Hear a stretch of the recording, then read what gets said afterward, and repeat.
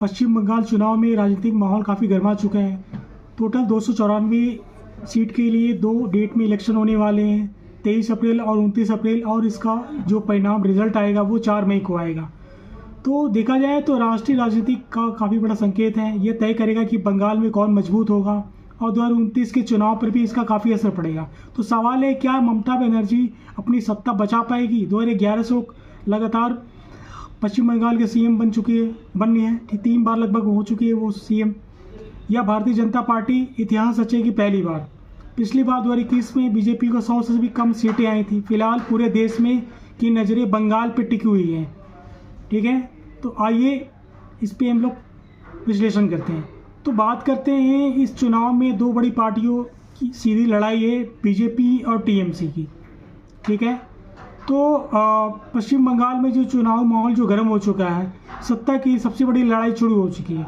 क्या ममता बनर्जी अपनी सत्ता बचा पाएगी या नरेंद्र मोदी के नेतृत्व में बीजेपी इस बार बंगाल में फतह करेगी? आइए इसे समझते हैं। तो पश्चिम बंगाल इलेक्शन 2 चरणों में होने जा रहा है। पहला चरण 23 अप्रैल को होगा, दूसरा चरण 29 अप्रैल, और इसके परिणाम 4 मई को आने वाले।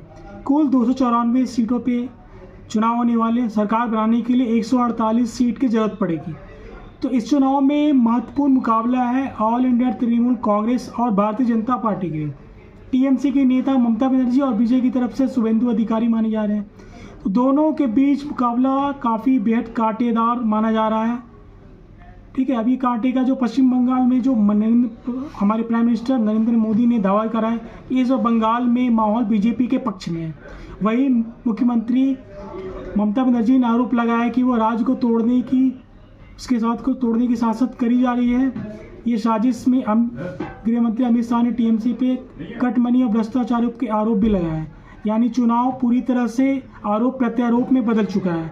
सबसे बड़ा यहाँ मुद्दा है वोटर लिस्ट रिवीजन यानी SIR। ठीक है, सुप्रीम कोर्ट ने इसे एरर की भी संभावना जताई है। विपक्ष ने इस पे आरोप लगाया है कि लाखों वोटर हटाए गए, लगभग 91 लाख वोटर हटाए गए हैं। सरकार दावा करती है कि यह प्रक्रिया पारदर्शी है और यह मुद्दा चुनाव की दिशा को बदल सकता है। अब बात करते हैं चुनावी मुद्दे क्या क्या। इस बार चुनाव किन मुद्दों पर लड़ा जा रहा है? तो पहला मुद्दा है भ्रष्टाचार। बीजेपी लगातार टीएमसी पे हमला करते जा रही है कि वेलफेयर बनाम डेवलपमेंट की है ये लड़ाई। टीएमसी योजनाएं और सामाजिक लाभ की बात कर रही है और बीजेपी विकास और रोजगार की बात कर रही है।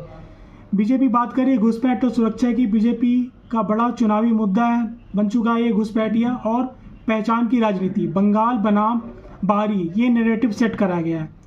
तो ग्राउंड रिपोर्ट की बात करें तो चुनाव से पहले बाहरी